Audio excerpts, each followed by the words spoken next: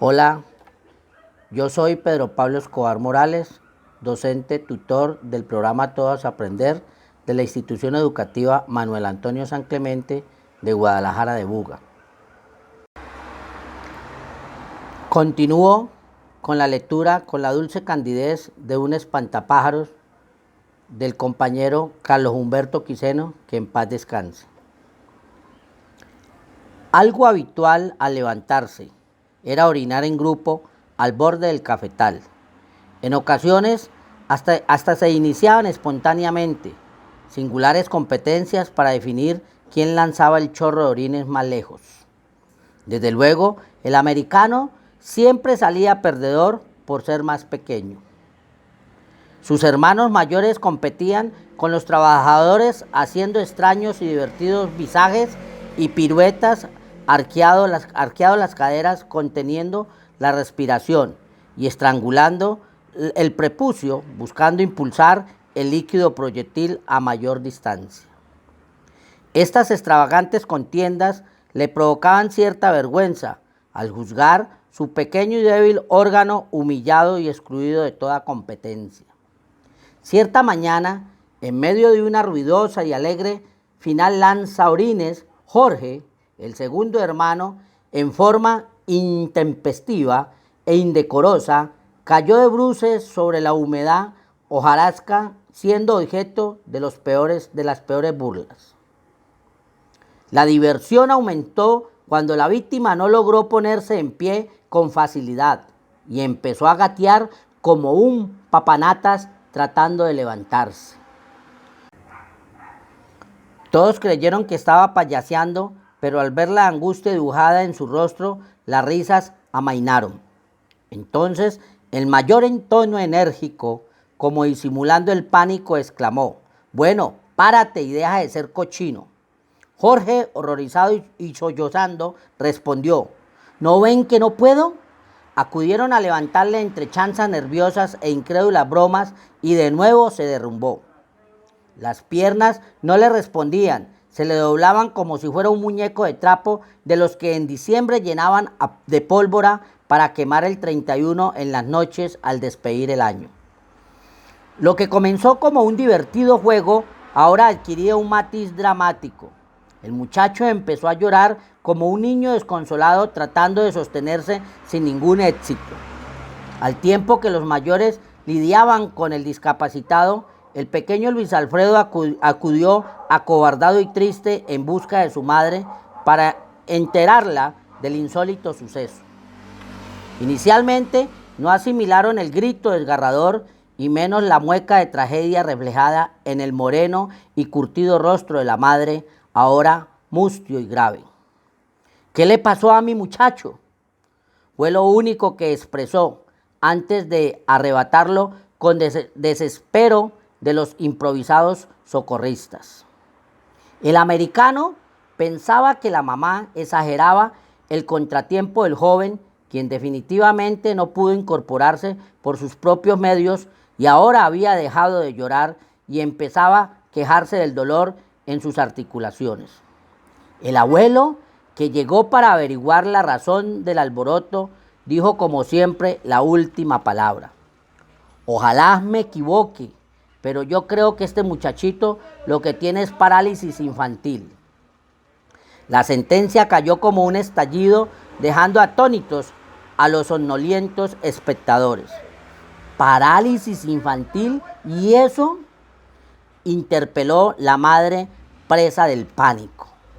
«Una enfermedad que deja a los niños inválidos», agregó el abuelo con voz temblorosa. «No, ¿cómo se le ocurre que va a hacer eso?», continuó la apesadumbrada mujer con gesto de amargura, rompiendo a llorar desconsolada. Aún no amanecía cuando estaban listos los papas y los abuelos del menor para viajar a la capital en el único vehículo disponible en los casos de emergencia, un lujoso Chevrolet modelo 42, propiedad de don Tulio Satizábal, el único vecino rico que tenían y quien lo facilitó, sin ninguna objeción, incluyendo a su eterno conductor, un viejo campesino que le servía desde niño. Todo estaba preparado para llevar al enfermo a la capital, donde los médicos del hospital regional pudieran valorar su extraño, aterrador mal. Este inolvidable día fue muy especial, largo y triste. La falta de los abuelos y de su madre hizo que el americano y en general todos los habitantes de la casa de teja asumieran un fastidioso ambiente de tragedia totalmente ajeno a la muelle y cotidiana tranquilidad. Apenas empezaba a oscurecer cuando el lujoso Chevrolet arribó silencioso hasta el patio de la casa de teja, en medio de una enorme polvarada, insinuada en la tenue oscuridad que apenas empezaba. Solo llegaron los abuelos.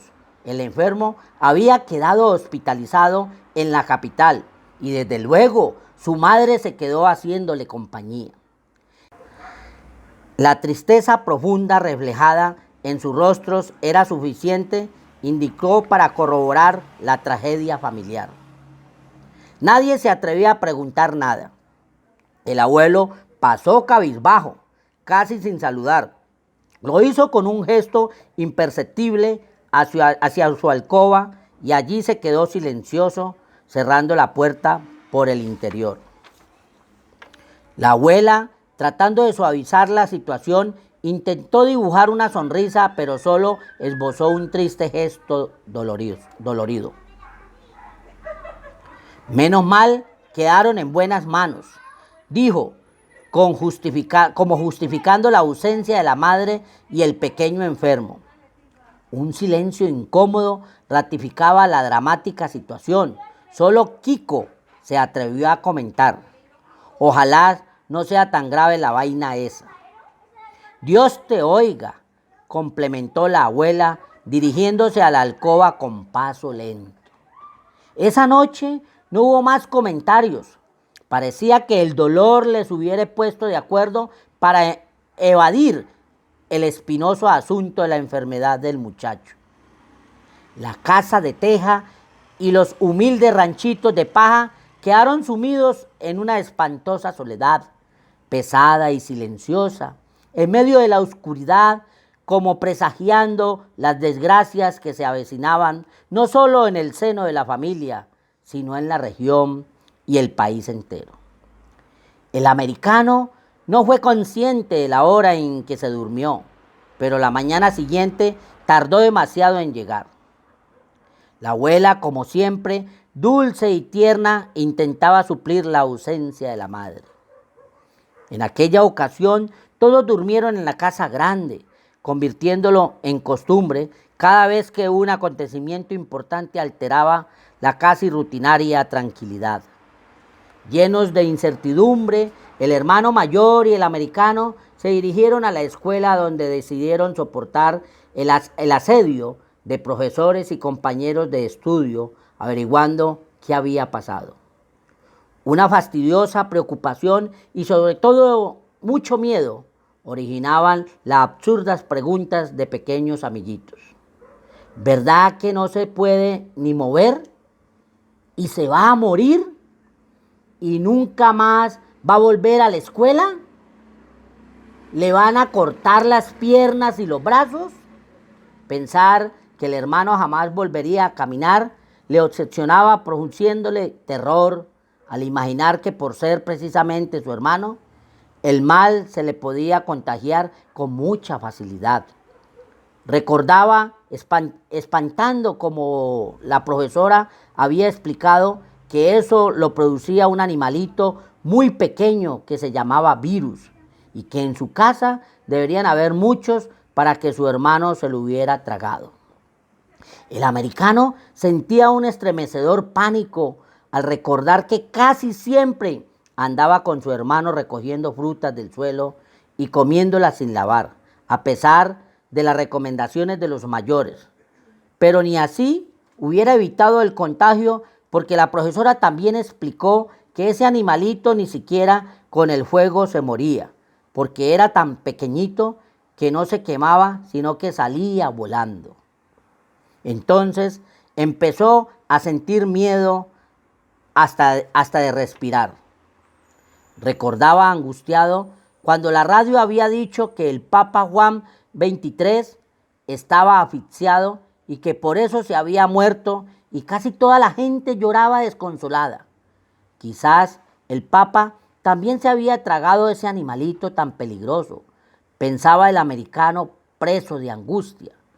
Con irresponsable ociosidad se tapaba la nariz y la boca en su afán de experimentar cómo sería morir asfixiado, terminando asustado y con miedo de respirar por temor a que algún virus maligno se le entrara y le ocasionara la muerte, como al Santo Padre, generosamente llorado por los mayores, especialmente su madre, la abuela, que por primera vez siguieron paso a paso las noticias de la radio, mientras el tío Kiko blasfemaba, diciendo que esos papas vivían llenos de riquezas y que cometían los más atroces delitos por llegar a ese cargo, que era como ser rey o presidente de todos los pendejos que todavía creían en las bondades de los curas. Muchas gracias.